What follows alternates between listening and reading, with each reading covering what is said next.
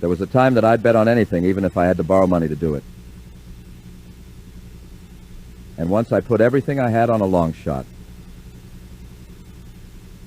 The odds were about 200 to 1, and I needed 15 grand or I couldn't play. I was so desperate, I even borrowed some of the money from a notorious gangster. Today I gamble for fun. It's swell when I win, and I can afford to lose. But this $15,000 bet was something I would never want to try again. This is what happened. It was in New York City in 1920. A huge crowd was milling around a roped-off plot of land near Grand Central Station. It was a big deal. There were two bands playing stirring tunes. Pennants fluttered in the breeze. Among the dignitaries was Al Smith himself making a speech and turning the first shovelful of ground that would mark the start of construction on the Hotel Roosevelt. I had wandered up there from the Bowery, where I had been playing violin at the old Haymarket Cafe, one of the toughest dives on the Lower East Side. Played there for throw money and for meals because I was broke. I played for men who were too drunk to listen. One day I arrived late and found another violinist in my place. I knew what that meant, so I wandered my way uptown and found myself attracted by all the commotion about the Hotel Roosevelt. I struck up a conversation with a rather important-looking man who seemed to be involved in the groundbreaking. I claimed that I was a band leader and asked if this new hotel needed an orchestra. This man, a colonel something or other, seemed interested in me.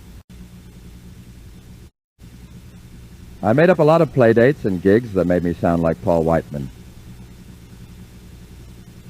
The colonel told me to watch the newspapers for the announcement of the opening date and then come by the hotel with my orchestra some 2 months earlier before the opening for an audition. I got right to work to create my band. I haunted the halls of the Musicians' Union to recruit members. But there wasn't much interest because I didn't have a dime to my name to pay anybody. Then somebody told me about a small band that was stranded at a boarding house in Pennsylvania. They couldn't pay their bill. All their instruments were in hock. I got them together in the old parlor of the place and told them if I could pay their bills, would they stick with me when we looked for jobs? They said they would. And I began prospecting for a loan. A chance encounter with Paul Whiteman on the streets of New York City provided the cash I needed. Back on our feet, our band played wherever we could get work. We got an offer to play the Lowe's vaudeville houses, and that tied us over until the Hotel Roosevelt would open in a few more months. Then I learned that other better-known bands were already competing to be hired as the hotel's house orchestra. Worse, some of the band leaders were buying stock in the hotel to increase their chances of being hired.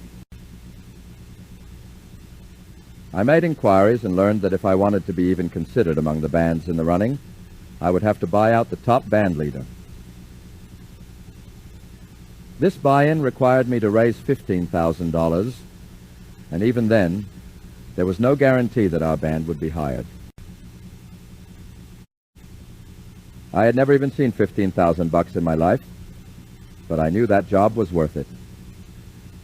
I became a gambler and risked my reputation with the money other people gave me just to help me.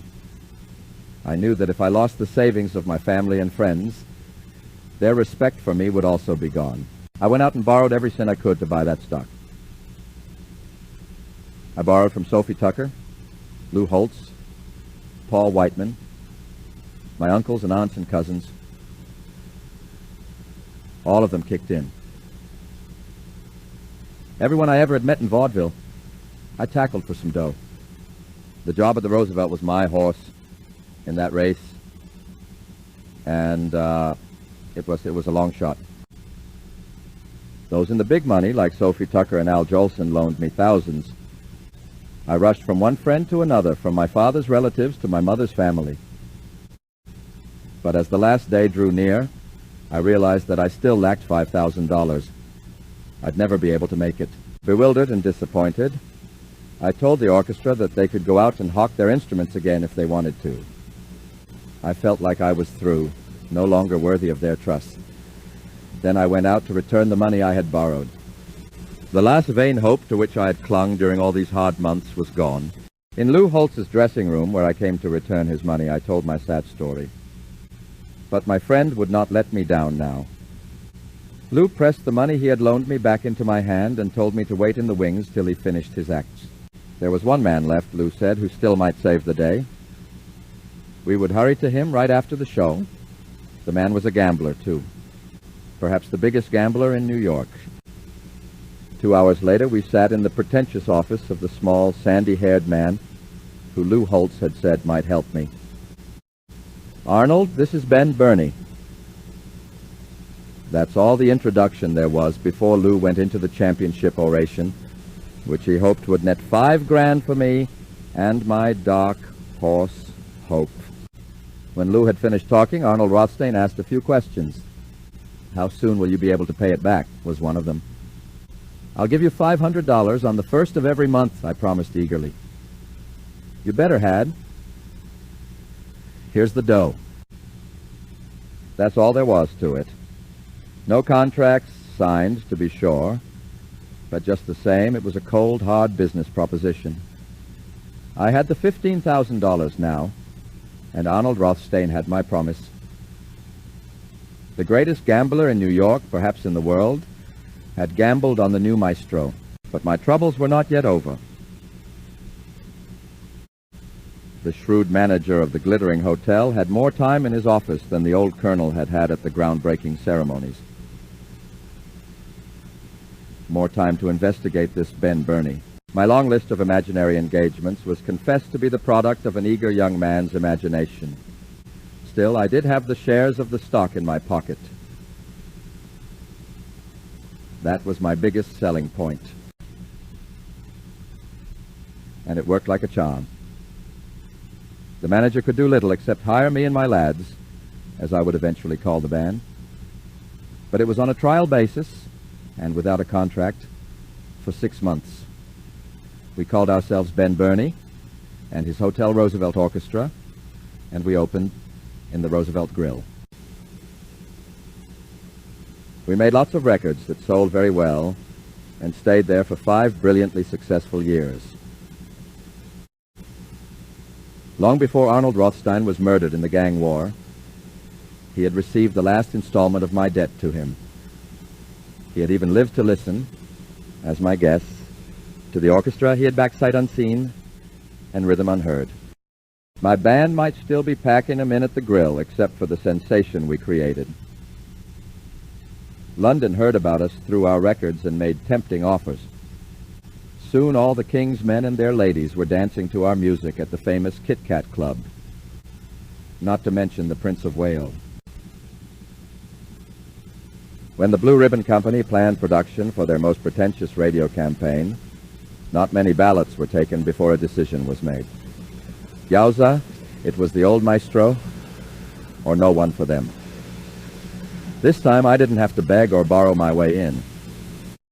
In fact, NBC officials had to talk me into going on the air. Success is always a gamble, and only a few of us are lucky in playing the right horse. Sometimes we get a hunch and don't play it. That's when we aren't even starters in the race of life.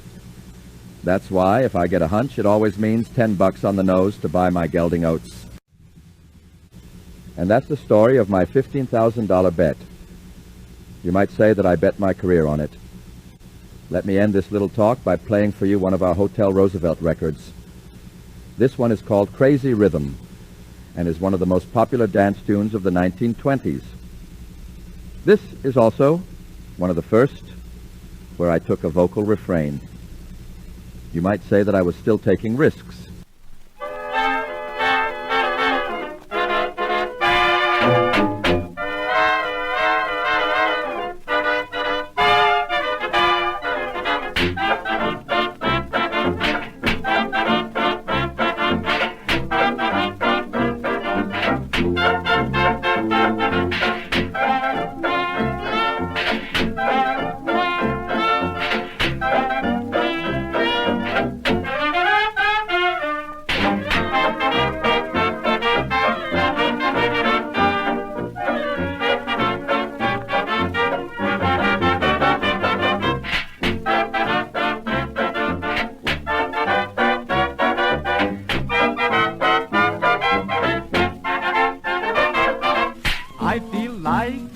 Nero, when Rome was a very hot town.